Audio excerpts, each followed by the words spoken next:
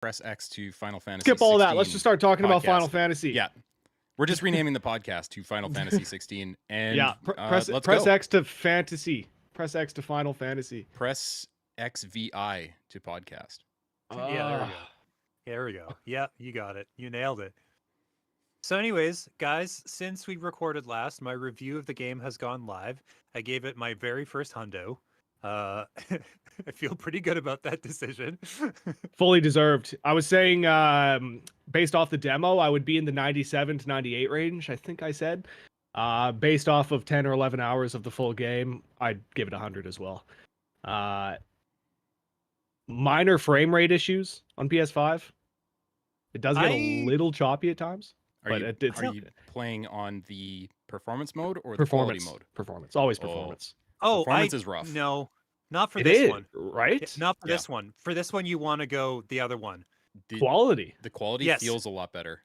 Right. It does. And it is. So I should do that. It is rock steady at 30. And so long as you don't switch from performance mode to quality mode, you get used to it really quick because there's a lot of motion blur. There's lots of motion blur, and you can't turn it off. No, you can't turn it off. No, but it's made headlines that people don't fuck with it. I hate motion blur. I barely noticed it. Yeah. I know people have said there's a lot, and I believe them, but for some reason, my eyes do not perceive it in this particular game. And I am I'm a man who wants that particular feature erased from game development forever. I think it is a fucking travesty. Yeah, I think they added this performance mode after they designed the game because it's clear it's not supposed to be there. Like it just does not work very well. Yeah, and it makes the game so muddy. I would highly recommend quality mode. I'll do that tonight. Yeah, it locks it in at 30, and also it locks it in at 30 and performance mode. I don't know if it ever really gets to 60. So there's no point. Well, no, I mean there are times like when you go to interiors, when you go to the hideaway, it's pretty steady at 60. It's smooth. But as soon as you get out into any sort of big open area. Yeah, or like battle. As soon as you get into battle. Digital Foundry did a bit about the battle system and why it goes to 60. It's because it drops the resolution to 720p. Oh, really? Yeah. Shit. But yeah, I haven't really noticed that. I've just noticed that it does get choppy at times when you're playing on that. It's because you're having so much fun. Exactly. Exactly. I don't understand any criticisms about the battle system. I think it's.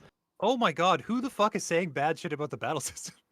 Man, our COG Connected's own Alex Everett claimed that it was quote unquote boring. Oh, I know why. It's because the very beginning is front loaded with cutscenes. I was gonna say because there isn't a first person shooter mode in the game. I thought he may have found it boring, but yeah.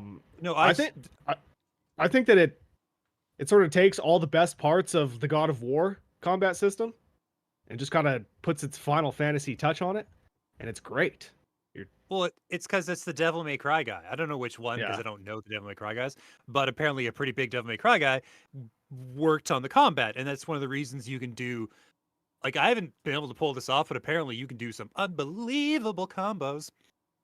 I like to just get a big old stack of special moves, and then I chain them together, and then I finish doing that, and then a couple of the special moves are the cooldowns off, so I throw in another one, and then there's Paul. I'm trying to be cool about the fact that you've only played a scant handful of hours about this game, but I need you to understand that you get far enough and it's a non-stop buffet of cool shit you can just chain into. And like, I didn't realize until I was way into it, but you get special moves and you can chain from one to the next like smooth as fucking butter if you figure the timing out. Oh yeah. Like you can stack them like fucking pancakes. It's amazing. Let's say up front, like we're not going to go into story spoilers or anything on this, but we are going to talk about the game. So if you don't want to hear about Final Fantasy 16, you should probably play it first and then come back. But definitely do that. It seemed pretty obvious from the get-go that you're going to acquire many icons and you're going to be switching through them and just unleashing barrage after barrage of awesome, cool particles and shit.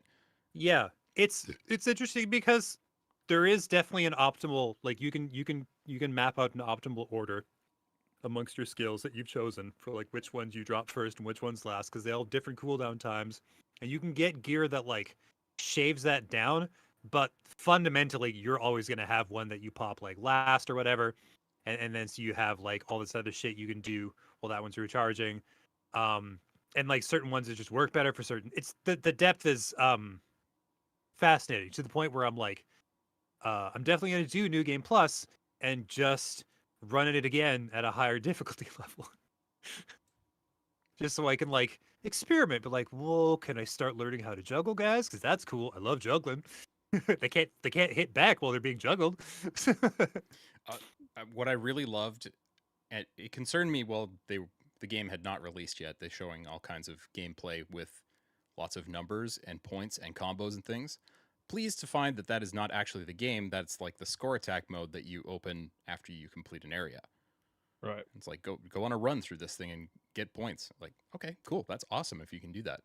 But yeah, I think that's where, to me, that's where you go. The score attack and some of the special shit.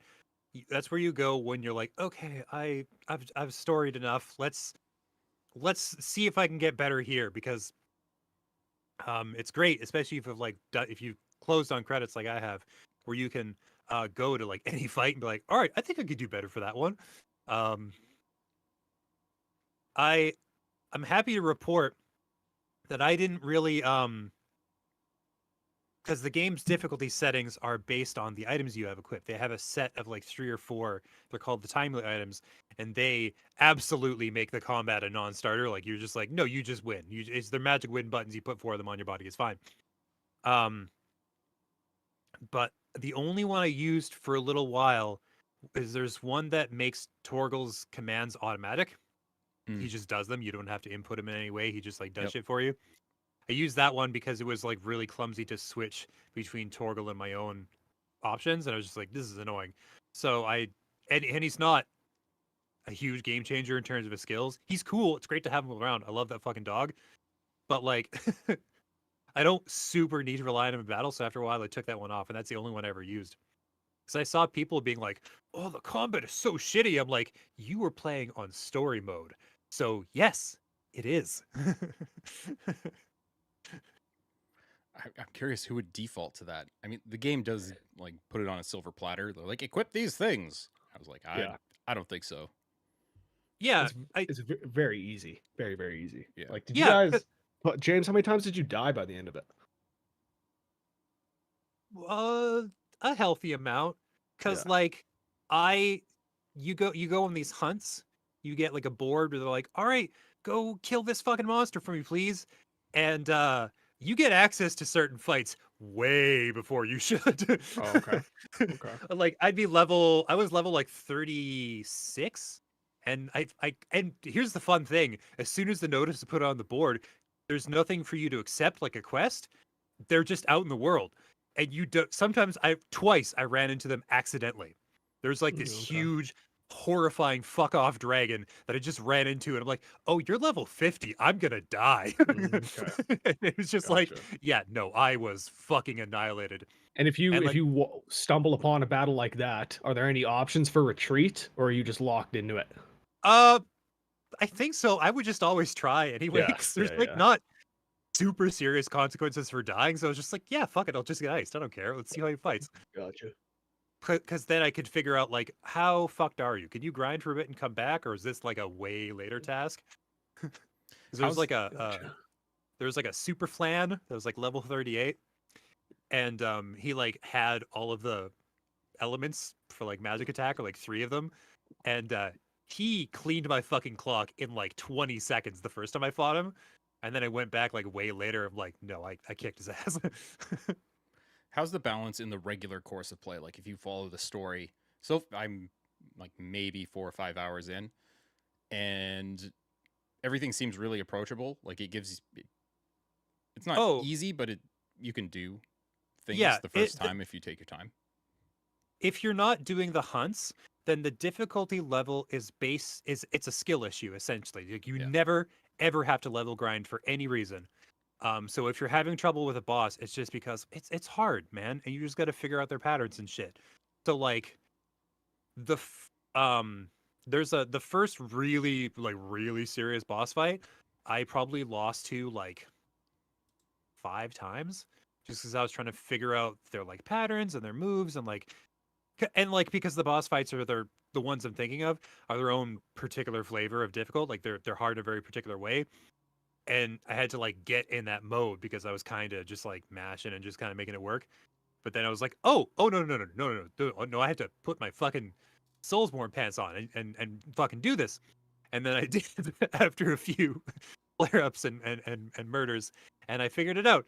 And after that, I wasn't icing it nearly as often, but it still happens, right?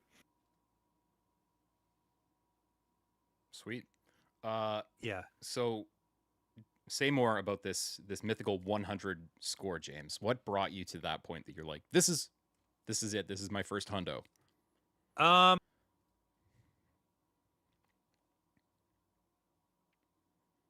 It's hard to say because like here's a fun little secret sausages made story about how I do reviews. I play it for a while, and as soon as I start thinking about writing it, a number comes unbidden into my mind, and then I have to like fight that fucking thing off sometimes because I'm like, no, I gotta get some more done here before I figure this out. But like it's like a really first like quick subconscious thing where it's like, you know what, this is that score, and then I have to work up or down from that initial lightning quick snap judgment, and then I will change that number, but like that number is always like my base point. And for Final Fantasy 16, my starting point was 90. Like that was just like my first initial impression. Like as soon as I started playing it, I'm like, oh, this is a 90 game. And it's just like just based on like the presentation and the fact that the story is incredibly engaging and the voice acting is really good and really fun. Yeah. There's some like Sid's voice is amazing. Every line he has, everything he delivers, you're like, oh fuck yeah, that rules. And like the combat is like immediately feels incredible. Like I love Final Fantasy games and they have figured out RPG combat in a way that other companies just like hope and aspire to and fight for. Like and it was like so good even on top of that and like so completely different than anything I tried. And like all this like bowled me over and blew me away. I was like, fuck, yeah, I have to start at 90. That's as low as I can go. And then, and then as I played, it was just like, can I make a case for this being less than 100? Like that was my task I set out for myself. I was like, do I have a reasonable argument for why this should be less than 100? And after like 20 or 30 hours, it's like, I got nothing. And it's a perfect example of what a 100 looks like. It's not a perfect game. No, but it is, as I described, the like pinnacle, the platonic ideal, the like the peak of a Final Fantasy gaming experience. Like, it's to me the 100% is like, oh, this is a Final Fantasy game. It's a huge franchise. They have basically their own genre essentially, and like so it's judged, the score is judged within that specific metric, like how good of a Final Fantasy game is it. And yeah, it's a fucking amazing one. It is a pure distilled Final Fantasy experience. The summons, the incredible stakes, the fucking melodrama, the actual drama, the like the art direction, the fucking yeah, the emotional beats, like it's just it's crazy. The fucking the way you develop in terms of your strength, like as Final Fantasy games, for me, the really really good ones, your own power level evolves in a very particular way, and the closer they adhere to that perfect iteration, the better it is for me. Where you start like just using physical attacks and just kind of getting by, and you're like, okay, this is fine. All right, I can do this. And then you get a skill hurdle, and then you start unlocking crazy fantasy powers. And then there's another skill hurdle, and then after that, you hit this crazy height where like you're so powerful that you just come like screaming into regular battles, and you can just like fucking completely annihilate regular enemies in like 10 seconds or less. You're just such a fucking powerhouse. And then bosses become a completely different experience, and you find yourself seeking out the strongest opponents you possibly can because you've turned into this like highly efficient murder engine. And like, to me, that is the perfect Final Fantasy combat arc, and 16 has it again distilled down to its purest, most perfect essence. One comment I've seen quite a bit online is that this doesn't necessarily hit all the marks when it comes to being an RPG. What's your take on that? Because early in the game, I'm feeling like, yes, there are some ability upgrades and unlocks to go along, but it doesn't seem terribly flexible. Maybe there's some crafting going on, but where does that go? And does it hit those beats for you? It does, because the gear is fascinating, actually, because it seems very boring at first, and it is. But again, this is a normal progression for Final Fantasy, because it's only when you get to like the back quarter or the back third that you start having to seek out and find specifically cool pieces of gear, because generally on the main path you follow, your shit will be very boring. You can buy it in a shop, you can get it through the course of the story. It's whatever. It's just like you're just upgrading your shit just so you can keep up with the enemies. But like at some point you start hearing about or finding extra shit, like extra pieces of gear, hidden stuff, treasure, side quest stuff. And that is where the cool customization comes into play when it comes to gear. It's not about like what you can do with your shit. It's what you can find when you get far enough in. And again, hits that mark perfectly. It's the same with like the magic and summoning system, where it's like at first it's very simple, but it expands and exponentially in complexity as you travel, and then eventually you're like doing crazy combinations or trying all sorts of different ones out just to like see where you land and what's perfect for you. And I'm not sure if this is kind of far in, but like, here's my piece of advice to you guys and to everybody playing the game. There's a certain kind of side quest you're going to encounter, and it constitutes the majority of them. And these are side quests that you find at your home base. It is very fucking important that you do these side quests. Not only are they like enriching the story, like all of them do, all side quests do this. Another thing I was fucking blown away by is that like the side quests feel important to the story and to your total understanding of the narrative, and they're engaging in that fashion. But like your gear gets better generally, like holistically, if you engage in these side quests, because that's where you find like there's really important shit, like really useful shit that you're like, oh, if I hadn't picked the side quest to do, I just never would have gotten this. But I was generally going to, because it was like I've been taught by the game to like value these things because the story rewards are so much that like, you know, you're naturally led into a position where you're getting the like mechanically important side quests because you were already trying to like round out your understanding of the narrative. Do they get more mechanically interesting? Because I definitely delivered soup and carried lumber. Yeah. Oh, I really loved the soup one, actually, because like mechanically, won't be the first time you do that. Yeah. Mechanically, a lot of the side quests are very basic, but like the story surrounding them I found very engaging, because like you were like slowly organically being made to care about the people under you and about the community you're building. And like as an added bonus in the back half of the game, completing those side quests that you find within town rewards you with better shit. I'm talking about gear, I'm talking about items, I'm talking about transportation, I'm talking about like generalized quality of life upgrades, as well as specifically kick-ass gear. It's a fascinating system. I really appreciate it. I'm really happy they did it this way. The only time the like shine wore off on me for the side quests is when I felt like I was in a hurry because I wanted to get to the end of the game.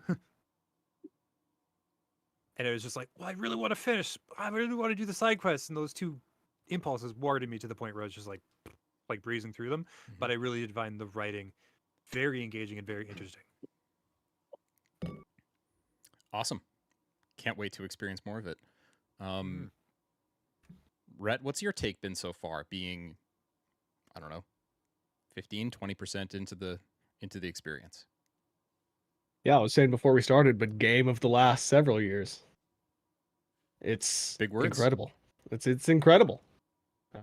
I agree with everything James was saying, really. I would just be reiterating at this point, but the thing that really blows me away is that I haven't been this engaged in a narrative in a very, very long time. And I think because so much of it, or all of it really, feels like it's been directed by a James Cameron, a Martin Scorsese, you know, a triple A Hollywood actor or director. It feels like something that you could go and watch in theaters, and it's, you know, it's as good as anything that I've seen, any movie that I've seen in the last, I don't know how many years. Yeah, it's really, really engaging. It's acted flawlessly, directed flawlessly, and I can't wait to play more. Fuck, man. Yeah, apparently Ben Starr, he's the guy who plays Clive, and apparently he was going through a very, very serious grieving process during the recording of these lines. And he was like, yeah, a lot of the grief that you see Clive expressing is very real to me, because he'd lost his father during the course of when he was making the game. And so like a lot of that is like, oh, it's so in there. Some of these, like a lot of the performances I find, some of these characters, when they like express their like grief or their anger, or like, you know what I mean, like these really intense emotions, you really feel it, and you're like, oh Yeah. wow, that hits. Yeah. That fucking hits.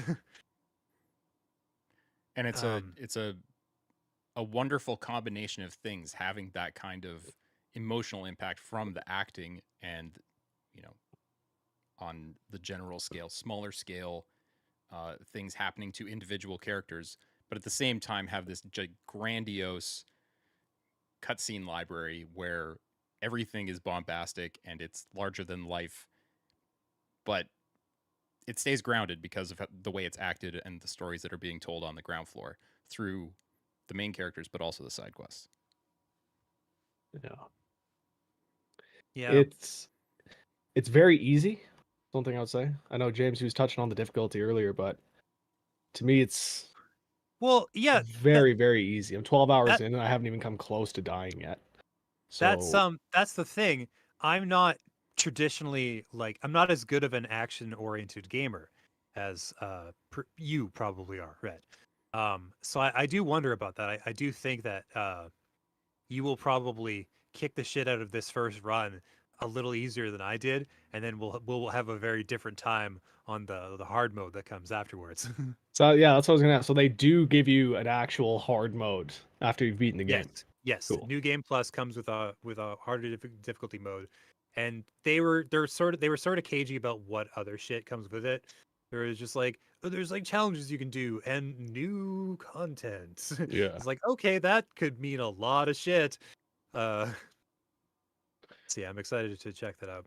Definitely want to check that out. But so then during this first playthrough, with when you unlock like arcade mode and whatnot for the levels that you can go back and try again, other than acquiring points for them, are those giving you anything?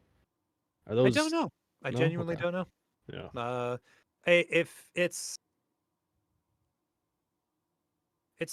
possible there might be some minor reward, but like probably just for completion's sake, and like how hard of a difficulty can you clear, and like, right, you know what I mean? Like, I don't. It's probably just a fun thing to throw in for you to do and like test yourself with. Yeah. I think, yeah, I know the hunts come with some important shit because they drop really important crafting mats, and there's like recipes you can unlock where it's like, oh yeah, you're gonna make some crazy shit that's gonna like, you'll see it, and you'll unlock the recipe, and you'll see it in the list of things you can make, and you'll hover over it for a second and be like, holy shit, that's a huge stat bump, and then you're like, I don't recognize a single one of the items they ask for in this list. What the fuck is any of this? And you're like, okay, that's a ways off then. Gotcha. No, it's cool. I highly recommend people, if you can take the time definitely do all the side quests because the rewards are immediate and immense. Once you get like, I want to say like halfway through the game at the latest, side quests become like fucking imperative. Like you want to do them absolutely whenever you can get away with it, because they start really rewarding you. In any game I play, I'm way too OCD to ignore side quests. In this one, as soon as I see those green dots appear, I'm all over them. So it's good to know that they become even more important later on. Not that I haven't been having fun, like I was saying, that won't be the first time you're delivering soup, but I agree with James in that I didn't mind delivering the soup. And it's exactly what he was saying in that each side quest does feel like it builds the narrative. So, yeah, whether you're doing the most menial of tasks or something much bigger, you're gonna have a good time either way. Yeah, there's some side quests that like there's at least one I can think of that dramatically alters the geography of a particular place. Like, oh shit, man, what would have happened to this place if I didn't fucking do that quest line? Interesting. So it's just a side quest. It's not tied to the main narrative in any significant way. Do you know, are there multiple endings, or is that something Final Fantasy does ever? Or no, Final Fantasy never does that. They're very they have a very clear, definitive idea of what they want the story to look like, and like, we're not letting you fuck with that. Mm-hmm. Sometimes you'll get like, I think in Final Fantasy X-2, there was like a certain cutscenes that played during the ending that like added to it that you could unlock if you did enough shit. Right. But like that's the most I've ever seen for like a multiple endings kind of situation. Huge fan of the, what's it called? The active time log or something like that. Yeah, the active lore. Being able to pause a cutscene at any time and get little bits of information if you're ever unsure of, or if you've forgotten something in the story, man, being able to do that is amazing. Did you guys see the story about how the developers themselves, a lot of the development team, didn't understand the story as they were making the game? No. Yeah, a lot of them were like, yeah, we don't really know what's going on here. We don't get it. That we've heard the story and we don't really get it. So then they came up with that active, what is it? The active time log, I think. Active time lore. Yeah. It's brilliant. Like what a smart idea. Yeah, what a layup, man. Like, because there was like, because the thing about this story is that every kingdom is referred to with 2 or 3 different terms. So for the first little while, I was like, who the fuck is Kupka working for? Who the fuck are these people? And it was just like, okay, so there's a republic. They're called Dalmekians. And it's just like, and they'll be referred to by both of those words interchangeably. And then like there's the Empire, which is Sandbreck, which is like the Holy Empire. And I'm like, okay, guys, no, come on, just help me out here. Or they would talk about the army that ran it, or like some other important thing, and just in a reference to the entire area. And I'm like, no, guys, call it one thing. This is so hard. But eventually, I did figure out. Eventually, just naturally playing the game, I did learn everything. It's just there's so much of it, and they have so many ways of referring to different places that it took me a while to like catch everything they were talking about, like certain characters. I'm like, okay, I remember what you look like. Who the fuck are you though? Like, what do you do? And like, what is your deal? Yeah, like, there's a guy. No, go ahead, James. Sorry. There's a guy who runs. Oh my god, what the fuck is it called? Waloed. There's a dude, the king of Waloed. It took me a while to figure out who he was and like where he came from and what his fucking deal was. Cause like there was like in the very beginning of the game, or like close to the beginning, the shit that Clive gets up to before the big flashback. Where there's like a meeting of a bunch of people at a table. It took me the longest time to figure out that was like 3 different kingdoms. I was like, I was just like, because there's just like, they don't, announce themselves in any way. They're not wearing like color coded armor or anything like that. It's just like, you're just like, well, I'm from this place and I'm from this. Like, it would just kind of come up naturally in conversation a little bit. But it wasn't until way later, it was like, oh, those are just guys from 3 different kingdoms all having a meeting at one place. And it was just like, but they're on 2 sides of the table. It was interesting. It was a very interesting narrative experience. But the more of it I did figure out, the more I was like, yeah, this rules. This rips. I love this. Those scenes like that, especially, I felt like they have a very George R.R. Martin, Game of Thrones sort of feel to them. You know, they feel very like politically dark. You know. Yeah, I'm really frustrated by the Game of Thrones comparisons, but I know they're unavoidable, and I don't have a better name for it. It's just like I say that with love, you know. I love it. I think it's very well done. It's great. To me it feels like there's got to be a better comparison to make, but I just can't think of one. You know, but like that fucking meeting scene where like Kupka and Benedicta are like, he's like fucking lifting her up and like throwing against the wall, and it's just like, oh, this is a hornier game than I'm used to from these guys. They're taking action in this one, you know. Yeah, there's undertones in the other games, but this is much more direct. Mm-hmm. Yeah, it's interesting. With the active time lore, I find that's even valuable if you've spent a day or two away from the game and you come back and you're like, who is that again? Oh yeah, let me just pop up the lore and go, oh yeah, he's from Rosaria, blah blah blah blah, and it's really easy to get back there. It's fascinating that this isn't something nobody's done this before, really. The only time Final Fantasy series has done something like this was back in 9 when they did active time events where you could, you know, hit a button at the right time and go see what's happening somewhere else to flesh out the story.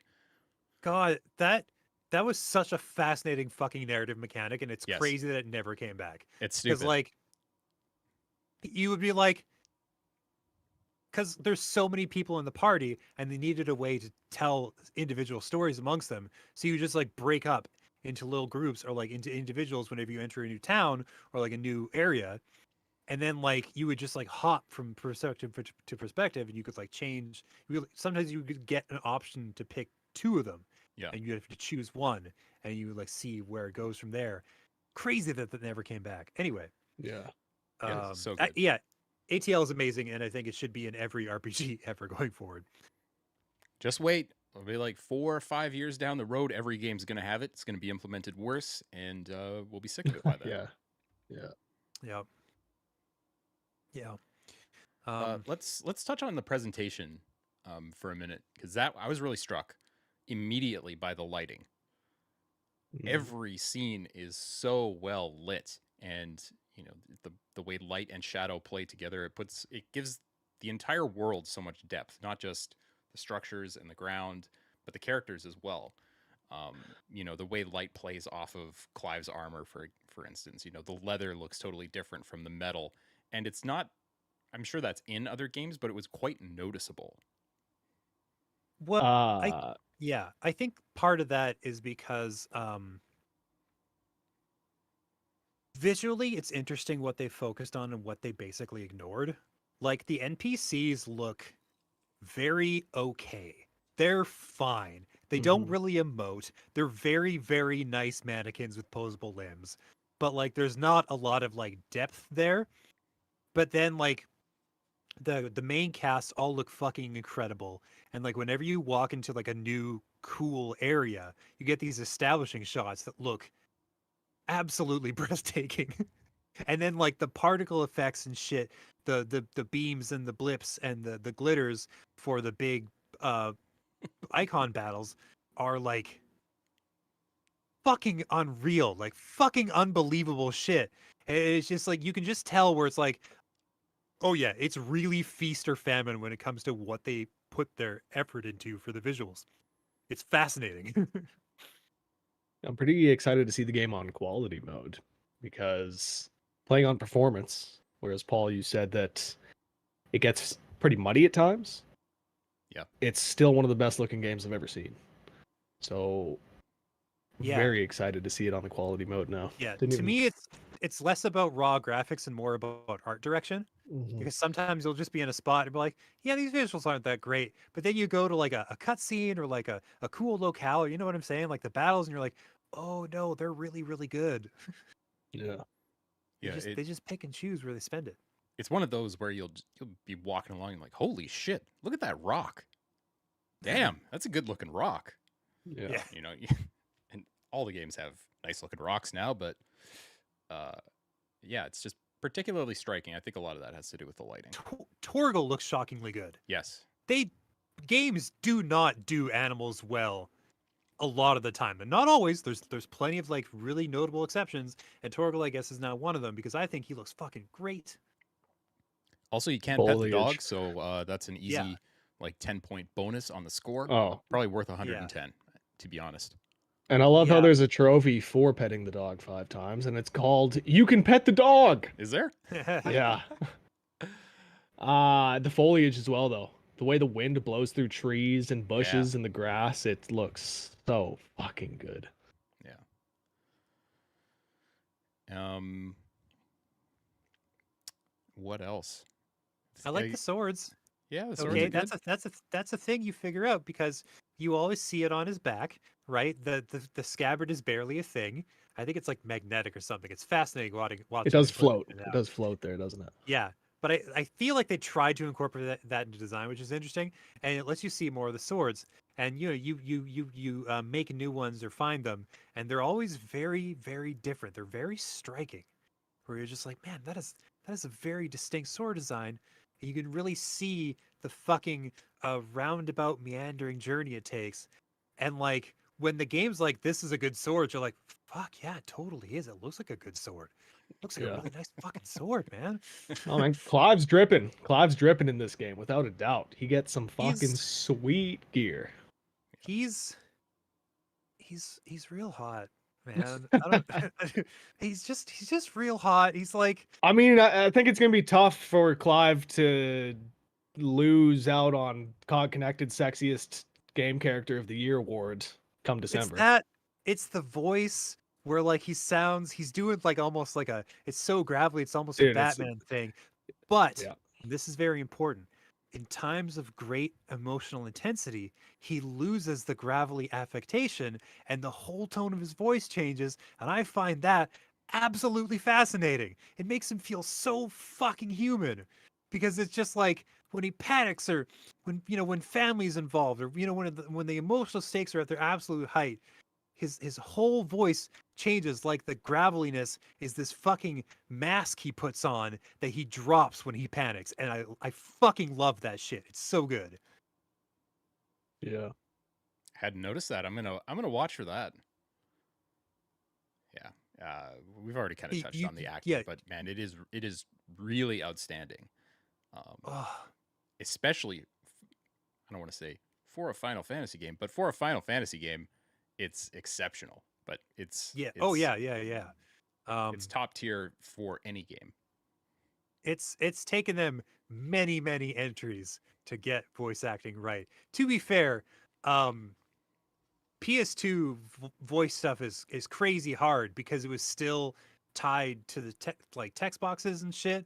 So it moved at the same pace as the text boxes. So you had these like wild fucking gaps in between every statement. And it was like impossible for a conversation to feel natural because it was just like a series of isolated lines playing one after the other with, decent visuals accompanying them. It was always fucked. It's only been very recently they've even been able to like do something that sounds good. So yeah, this is like, fucking magnificent. Yeah. Although every game on Earth should have a carbon copy of the FF10 laughing scene. I fully believe that. Hell yeah. just a dude trying to do a fake laugh in a format that absolutely does not support it. Doing his level best. Not doing great because he has to laugh on a fucking rhythm to match the rest of the lines they're delivering on a very specific timing. And so it sounds like a robot learning how to love. It's just it's really wild. How about music? It's one thing we haven't talked about.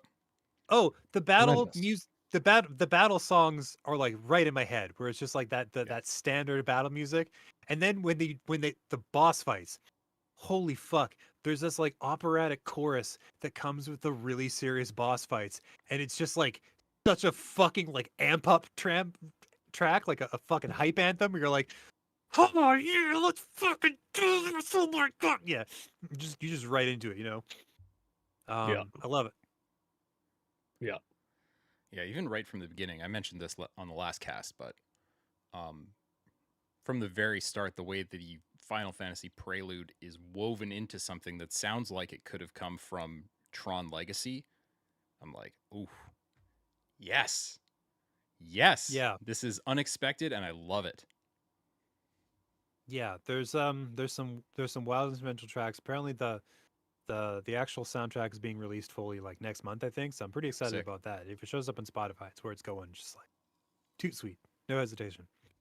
Because I remember listening to Final Fantasy soundtracks used to be like a big part of my fucking personality when I was like 19.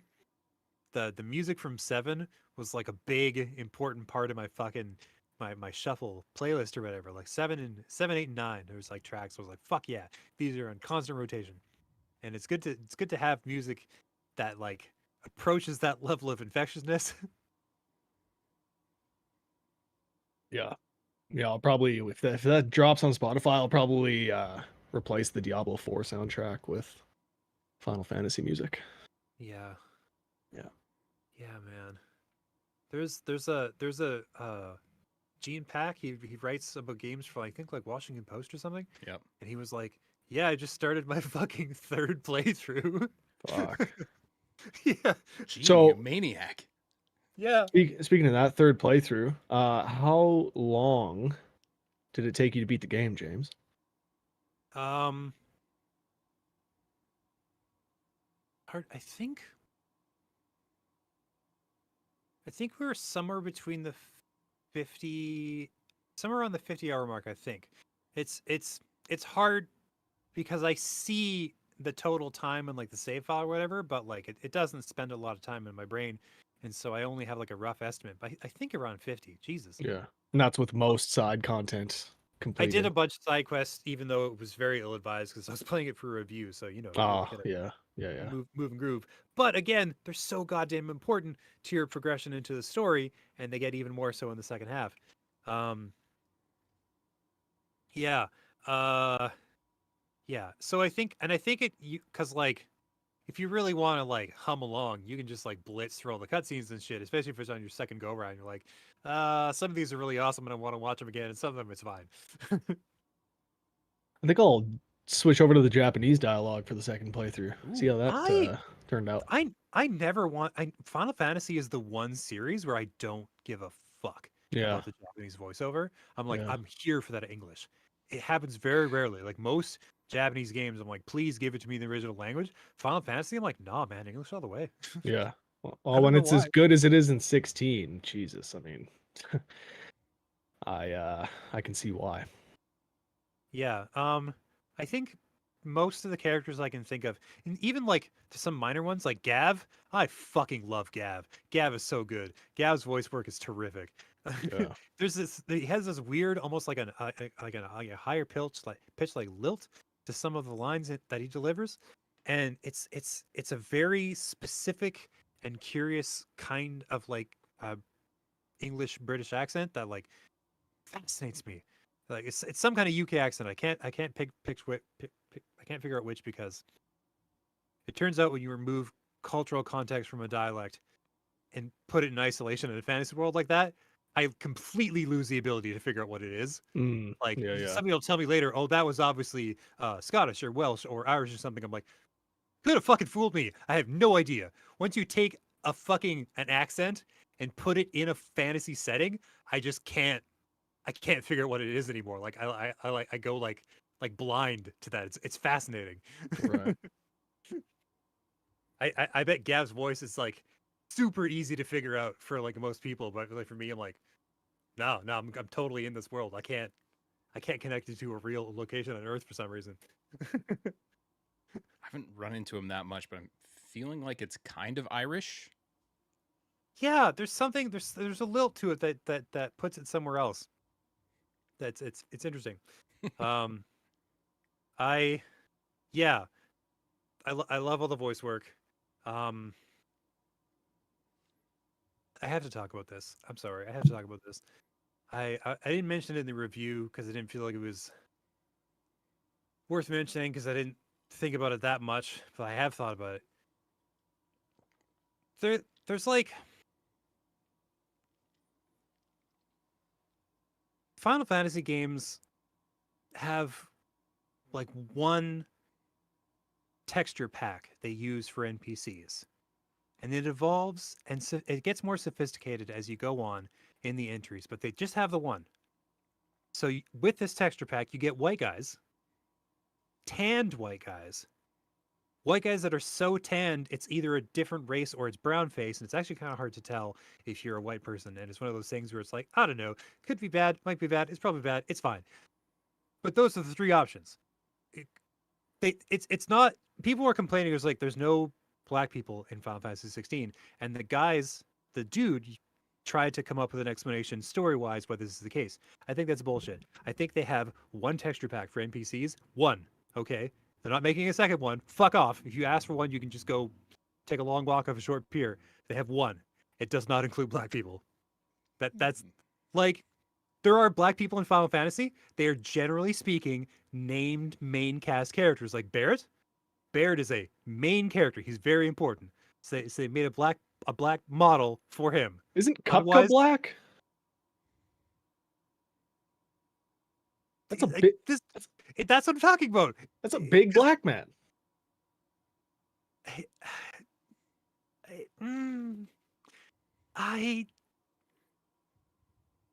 What else? To me, like facially, like structurally, he feels like a white dude with a tan. But like. But you know what I mean? Like, it's one of those things where like it could go either way, because there's a lot of the time it's like the physiognomy is whatever. It's very difficult to distinguish. It's swallowed up easily in the character model, and then you change the skin tone, and they can pass, right? It's fine. But I'm pretty sure that, and again, named main cast characters tend to be exceptions. But when it comes to NPCs, at least they have one like pack of character styles they use, and like I was thinking about it, and I feel like it's not just for 16. I feel like it's just for their games that run in this engine. Because I was trying to think of whether they just had like are there regular black people in 14? I was thinking about it. I don't know if there is. There's a whole bunch of non-human races, which completely excuses them from having to, like, you know what I mean? Like, they don't count. That's a different texture pack. It's a different race, and so they're not white or black or brown or whatever, right? Like they're just a different species. But to me, that's kind of a cop-out. I mean, like, human black people, I don't know that there really are any in any of the games that use this engine. And I feel like it's because they have, like, one variety pack of textures, and they just happen to be, like, they speak as white. They not speak as they come across as white.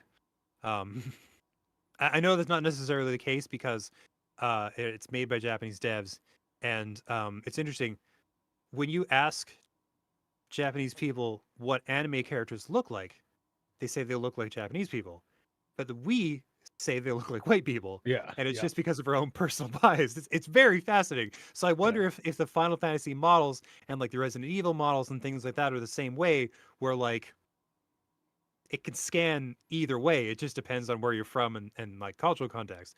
Yeah. But for us, all of the Final Fantasy models, the standard NPCs, they scan as white for some reason. It's a very interesting thing to be.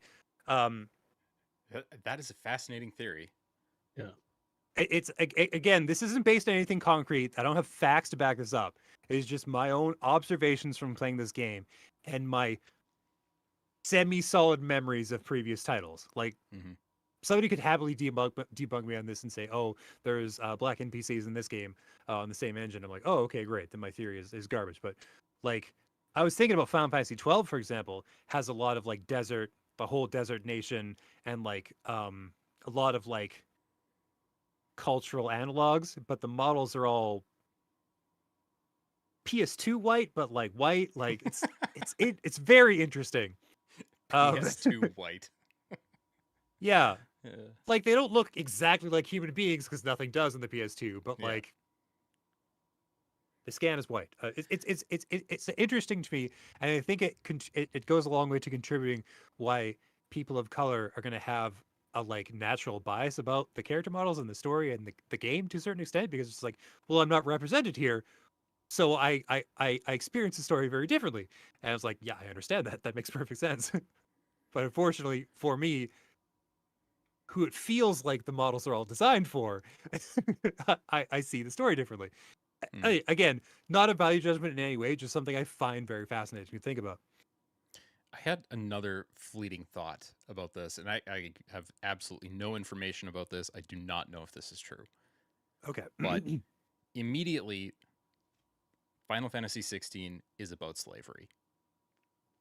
I can see a pitch happening within Square Enix going, this is the story we want to tell, and it coming down from on high.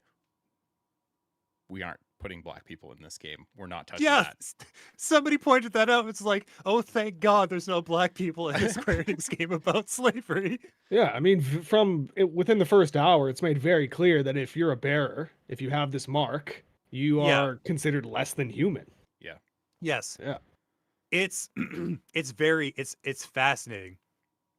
And I totally understand why, if you're a person of color and a game is telling a story about slavery, but there's no people of color involved, we're like, wow, fuck this game. Like, I get that. Like, that's a very rational impulse to have.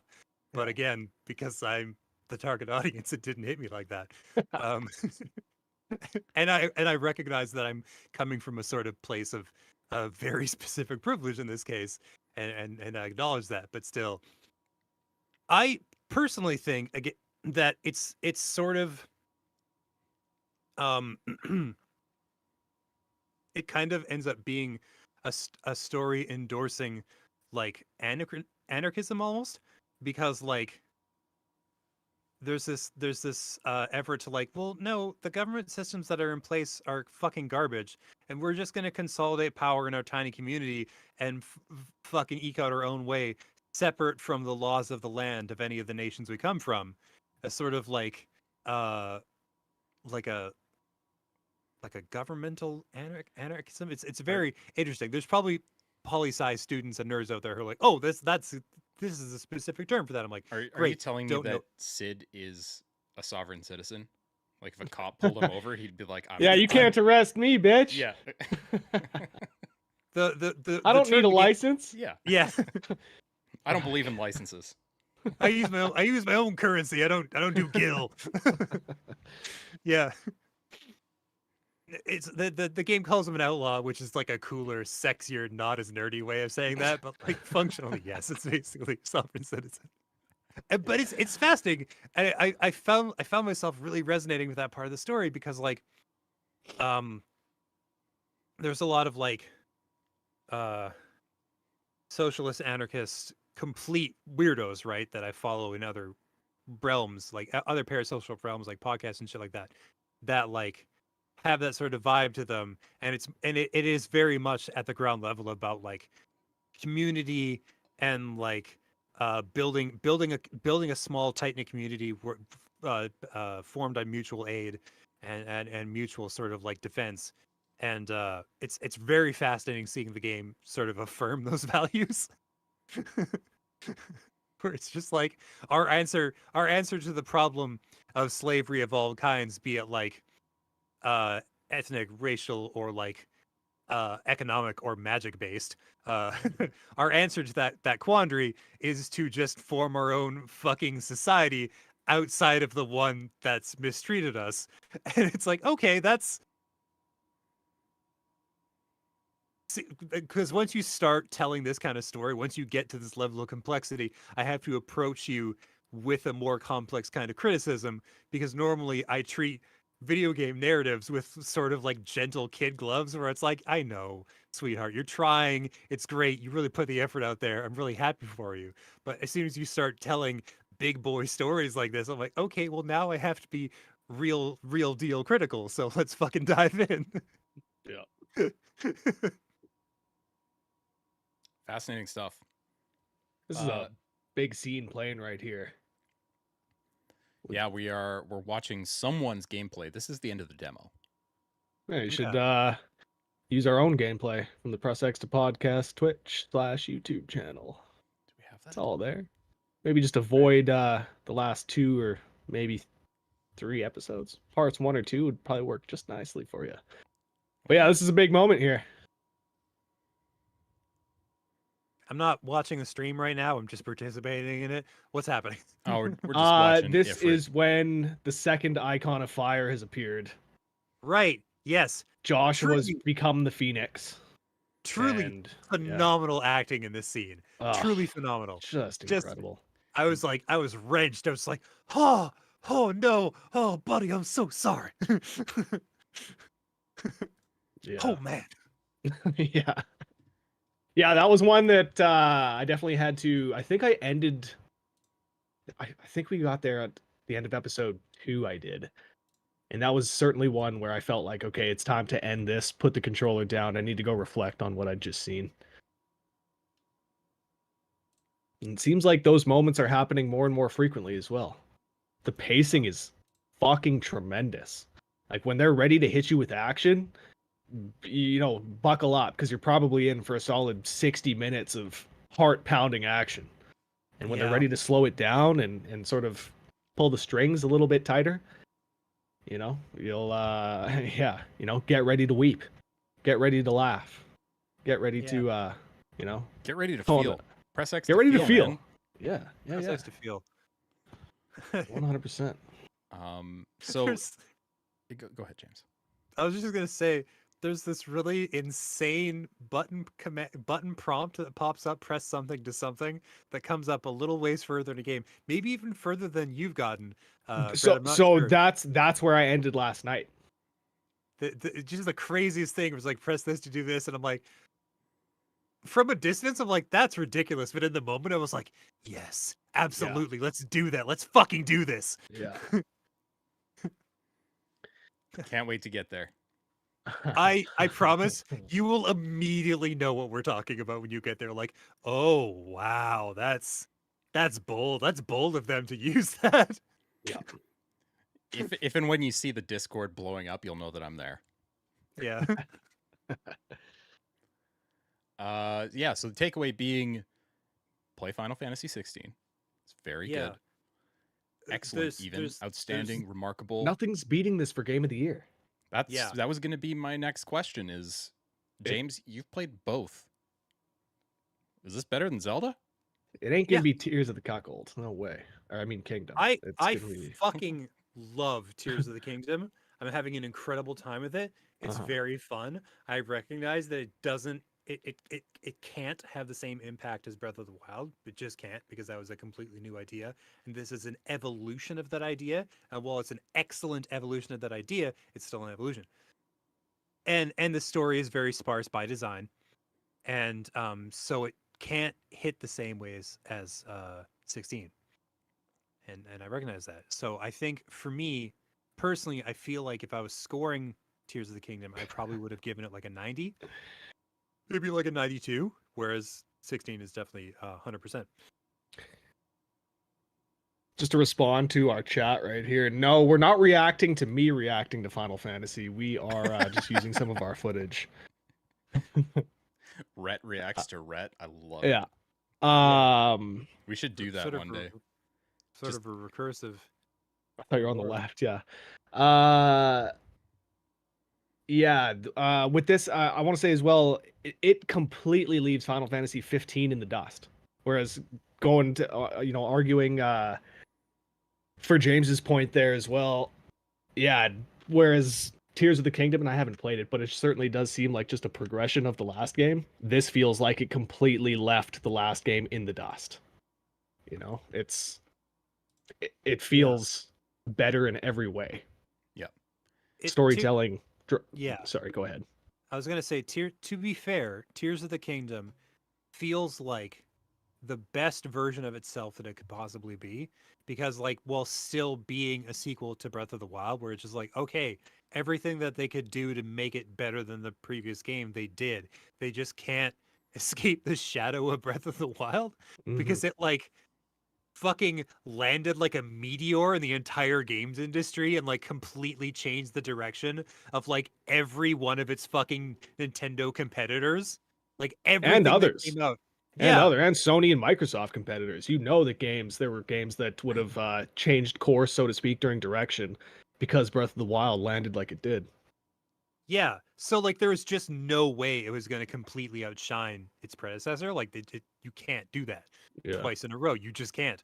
But like it's as good as it could possibly be given the circumstances. It's just like when you play one after the other, like, oh, the story of 16 hits a lot harder. That's crazy. Although I'm going to say it, there's a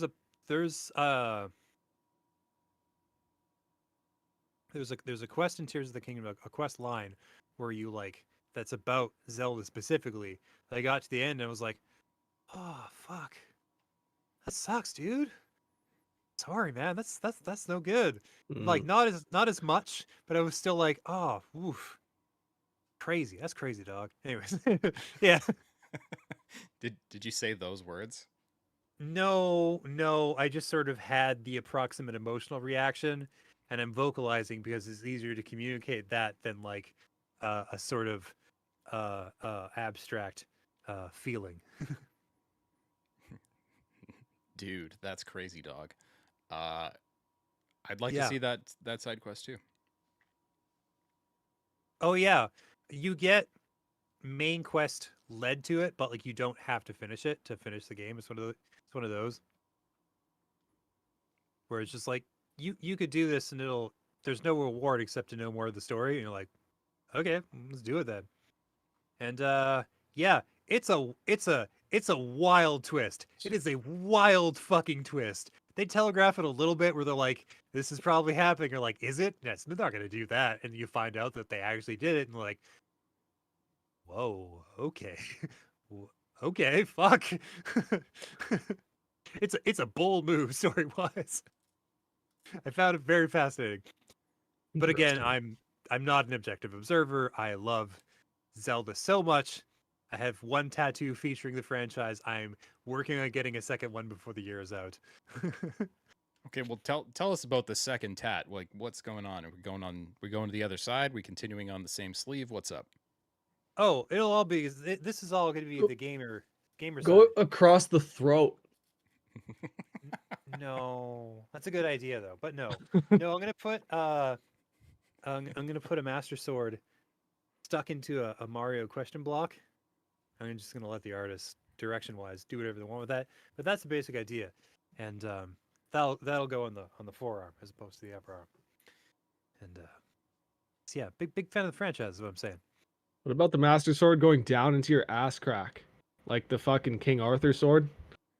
Yeah. You know? And whoever can pull it out will become the champion. No?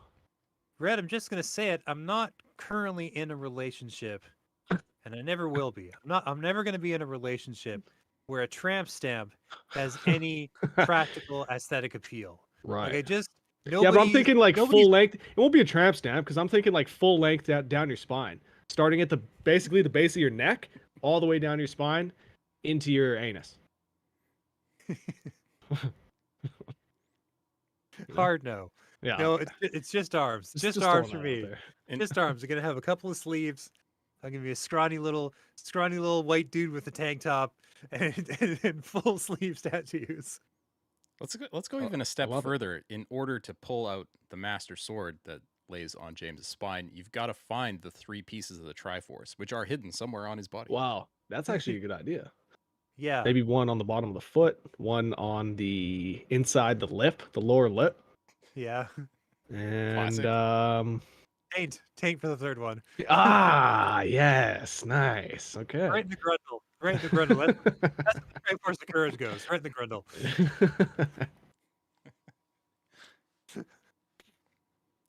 No, having had a couple arm tattoos, I feel like a grundle tattoo. I would pass out. The pain would make me lose consciousness. Oh, baby. Yeah, that would be next level. Talk about tender. Yeah. Yes, I would. Frequently. It'd be like surviving a bear attack. I'd never shut up about it. Well, I think we've said quite a bit about Final Fantasy XVI. We sure fucking have. Yeah, big shout out to Fading Lol on Kick. Tonight is actually our first episode of the podcast that has appeared on Kick. That is our newest platform. So big shout out in the chat there. Thanks for coming by. Thanks for kicking around. Yeah. Kick's actually becoming a pretty big platform. I was looking at how many people are using it right now, and it's like you're not seeing Twitch numbers, but on some streamers you're seeing Twitch numbers. Like the top streamer's got like 20K viewers right now. Kick's the one that a few big Twitch streamers like jumped over to, yeah? Yeah, it's it looks a lot like Twitch, and I think that's why. I think they basically took their blueprint and made it green, and now we have Kick. It's new enough that it's become a sort of haven for a bunch of right-wing pundits that like couldn't hack it on a couple other services, or so I've heard. Again, I don't have the receipts on this or anything because I mean that kind of. I don't generally watch streamers. Again, not a value judgment, just something I've noticed that like because it's a brand new platform, there's like not as much like the identity of it hasn't been defined yet, and so people are like, well, I can just come here, it's fine. And time will tell whether it like becomes like an actual temple for that, or if they get kicked out to somewhere else. Right wing, left wing. There have been a lot of moves that Twitch have made lately that haven't exactly gone over well. Yes, it's true. Yeah. Their monetization division that like the way they divide up the profits for streamers is kind of not great. And there's been other moves they've made where it's like YouTube can stream better than this, and that's that's sad. That's awful. That YouTube can be the better player in any sort of fight like that, right? Because it's owned by Google, and they took "Don't be evil" out of their fucking mission statement. I think if YouTube really wanted to win, if there was such thing as a streaming war, YouTube could win it if they wanted to. Oh, easily. Yeah, well, they had the capital. I mean, for now. I think I heard a lawsuit came down where they were like, "Hey, some of our ads violate our own policies and have to be refunded, and the number is slightly bigger than you're thinking." What Twitch viewer doesn't use YouTube? They might not use YouTube to watch streams, but I guarantee you they're using YouTube for a bunch of other stuff, and getting that person to just nudging that person's stream watching over to YouTube, I don't think would be that difficult of a move. No, and I think their monetization policies, some of them, again, no receipts on this, just what I've heard from people I watch on YouTube, their content. They're like, there's at least one guy I know who's like, oh, yeah, I've tried streaming here, and I think we're going to be moving here going forward just because there's some things that are less of a hassle. I'm like, okay, sure. Yeah. I only watch the VODs. I don't actually watch shit live ever because I have a day job. I'm a fucking adult. I have a grown-ass job. I can't be tuning into your shit 2 p.m. Eastern time every Wednesday or whatever, all right? I have shit to do. I was going to say, I know quite a few people who watch streamers on Twitch and use YouTube for VODs. Yeah. So I think you're right, Red. I don't think it would be a big swing from YouTube to get people to move over. Yeah. That's why I make sure to have all of our VODs on YouTube. If you ever want full catalog, you want the full list of playthroughs, there's one place to find it. I find that kind of frustrating because it's like you go to videos and it's basically empty, but then you go to like lives or like it's like a separate tab or something. Yeah. No, don't do that. Don't make it harder for people to find our shit in any way. Totally. No. Yeah, because the channel's Press X to podcast, and you go to, like you said, you go to videos, and there's like a few. I don't know, 20 uploaded videos, but the channel has over 350 pieces of content that you can watch. That includes shorts as well. There's like 70 some shorts that you can go and check out. So it does make it unnecessarily difficult to sort of get that across. That's why I made sure to have that banner clearly stating what's going on the channel. Yep. Our move. Yep. You got to spell it out. Yeah. Well, I kind of want to go play Final Fantasy. I don't know about you guys. So maybe we should call it there. Encourage our viewers to come back and watch Rhett play. I assume you're streaming later tonight. Hell yeah, dog. hour and 10 minutes or so, we'll be playing Final Fantasy. So come along and chat with me. There's a donation link that you can click on, and that'll take you to a nice little. Juicy. You get a nice little treat. Every donation, there's a nice little treat involved. So there you go. Just saying, well, throw a couple shekels at your boy. Throw a coin to your Witcher. Mm-hmm. We should do a stream one of these times where we watch one of your streams and just roast you, Rhett. Wow. Like there's nothing to roast. A self roast. There's nothing to roast. I think we could dig and we could get there. Dude, the streams on our channel are hot. Oh, they're hot as fire, but imagine what a reacts to that fire is like. Actually, I was raging pretty hard at Mafia 2 the other night, so yeah, we could probably make something out of that. Like bad. It was bad at times. Ooh. I was just dying over and over and over again, so we could probably. You got to get good, bud. Got to make something happen there. Yeah. If you've been watching or listening, thank you. Appreciate you. Yeah. Thanks, y'all. James, you're gonna say something. I totally cut you off by saying thank you to people, and how dare I? No, I mean, listen. It's whatever I had to say is not as important as the viewers. Nailed it. Good job. Yep. Hey. No, you don't want to say it now? No, not anymore. The moment has passed. All right. Well, thanks everybody. Appreciate you. We'll be back in a couple weeks with more podcast stuff. I don't know if it'll be another FF16 podcast, but hell, you never know. It'll probably get a mention. It might. We might have to just do a special episode, an after-school special. Once you guys get to the end of the game, spoilercast. The three of us were like, "All right, let's talk about the fucking start to soup to nuts, man. Let's talk about the whole thing." Yeah, why don't we do that? If you want to react to one of the streams, let's react to the final episode of the Final Fantasy XVI stream. Ooh, yeah, we can all watch the ending together. Nice. Oh my god. Yeah. Feel like I had something to say. I don't know what it was. Listen, again, the moment has passed. They're so fleeting. All right, you just got to grab them by the short and curlies, or else they're just gonna slip away into the goddamn future or the past. Whatever. There'll be more moments. I'm sure of that. Yeah. Listen, they come and they go. And I would just kindly ask everybody to head over to Twitter and please message both Elon Musk and Mark Zuckerberg and encourage them to have this cage fight. Oh my god! No, Elon's mom said no. What?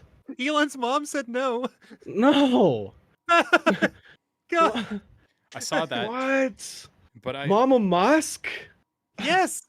She said no, so he's not going to do it. It's like I'm not going to fight because my mom won't let me. It's basically what he said, but in public to the world. But since then, GSP offered to train him and spar with him, and he was like, "Yeah, all right, let's do that." Really? So I don't know. The fight might be back on. Fuck yeah. Yeah, because Zuckerberg actually has training and Musk doesn't, and Zuck would have fucking murdered him. I don't know, man. Zuckerberg. He's probably more athletic, but I feel like Musk is a big dude. Yeah. It's just his torso. It's fine. His limbs are very spindly. He would get his clock cleaned. It would be hilarious. I mean, I would watch it. That's all I'm saying. I would watch it. People are already calling that the biggest fight in history if that was to go down. It'll be the most watched fight in history. Because, of course, like, who wouldn't want to see that? Two badly trained nerds trying to slap at each other into submission. Right? Fuck like, yes. Oh, man. Dude, the Tesla guy and the Facebook guy, like, people that have never seen an MMA fight in their lives will want to come and watch that. It's going to be huge. The only thing is like, of course, usually when these fights go down, there's a purse involved, and neither of these guys need a purse. So yeah, fuck them.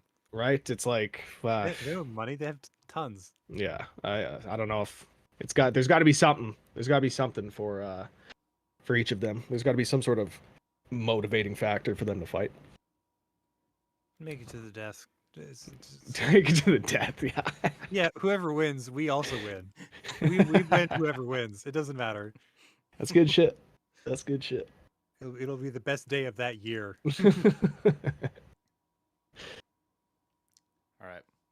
thanks for watching, everybody. We will see you back here next time for more Press X the podcast.